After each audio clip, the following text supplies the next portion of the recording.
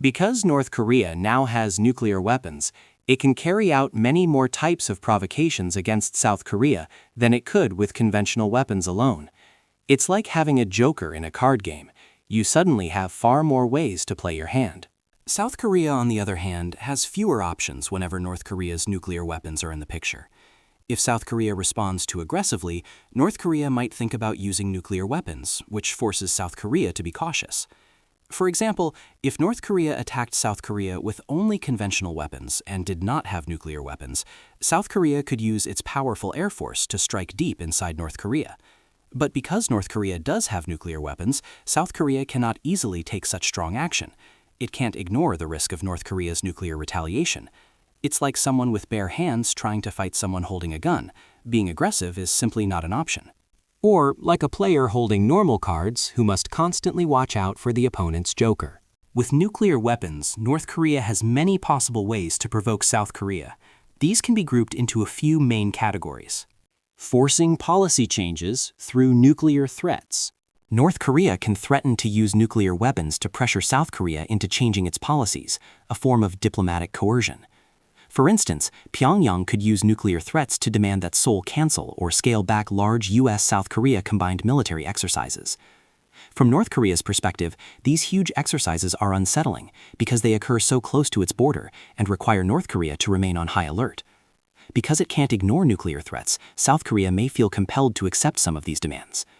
But if South Korea yields and reduces combined exercises, the readiness of South Korean and U.S. forces will weaken, making it easier for North Korea to attack later. In fact, in 2025, South Korea's unification minister publicly suggested pausing the combined exercises to avoid provoking the North. Limited or localized attacks to test South Korea's readiness.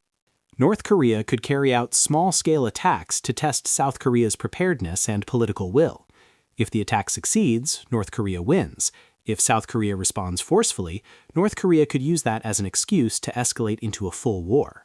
Possible provocations include small attacks on South Korean positions inside the demilitarized zone between the two Koreas, torpedoing a South Korean naval ship, as North Korea did in March 2010, artillery strikes, as North Korea conducted in November 2010, or trying to seize one of the 5 South Korean islands off North Korea's west coast. In particular, the 5 islands are not under UN command jurisdiction, which complicates U.S. involvement. For example, North Korea could launch a surprise amphibious assault on Bangyang Island, which is only 14 kilometers from North Korea, but 160 kilometers from mainland South Korea. About 5,000 people live there, and it is defended by a Marine brigade. North Korea's landing craft at Gwampo are only about 30 minutes away, making such an operation feasible. A limited attack on Seoul. If North Korea believes a full-scale invasion would trigger too much international backlash or doubts its ability to sustain a long war, it might try to occupy only Seoul. After capturing the city, North Korea could hold a referendum, much like Russia did in occupied Ukrainian territories, to claim Seoul as part of the North.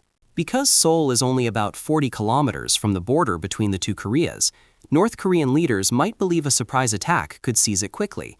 The terrain, population density, and time pressure would make an effective defense difficult. The U.S. would also face challenges providing air or artillery support due to the risk of civilian casualties. In such an operation, North Korea might use tactical nuclear weapons or non-persistent chemical weapons to wipe out frontline South Korean units and break through into the northern suburbs.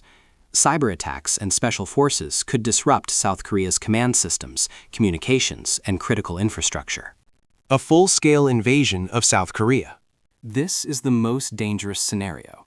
North Korea would attempt what it failed to achieve in 1950, but this time using nuclear weapons to ensure success. North Korea is believed to have discussed a 7-day war plan since developing operational nuclear weapons around 2013, and it has likely updated it several times. If a limited attack on Seoul goes well, or if South Korea's defenses look weaker than expected, North Korea might escalate and try to conquer the entire country.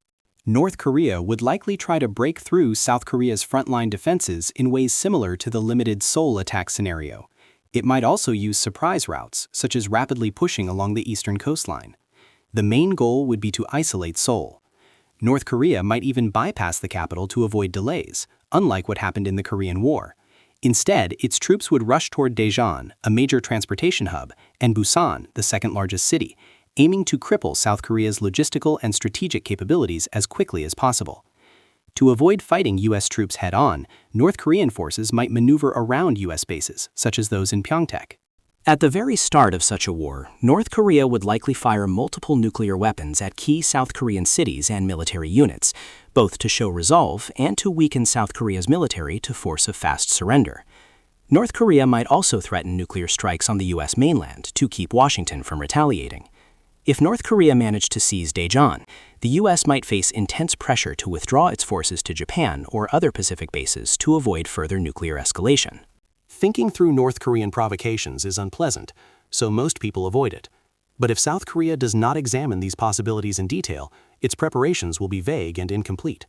North Korea holds a nuclear joker, which allows it to attempt a wider range of provocations, while South Korea's responses are heavily constrained by the threat of nuclear retaliation. Accepting these vulnerabilities and planning ways to compensate for them must be the starting point for South Korea's defense posture. Ignoring reality does not change it.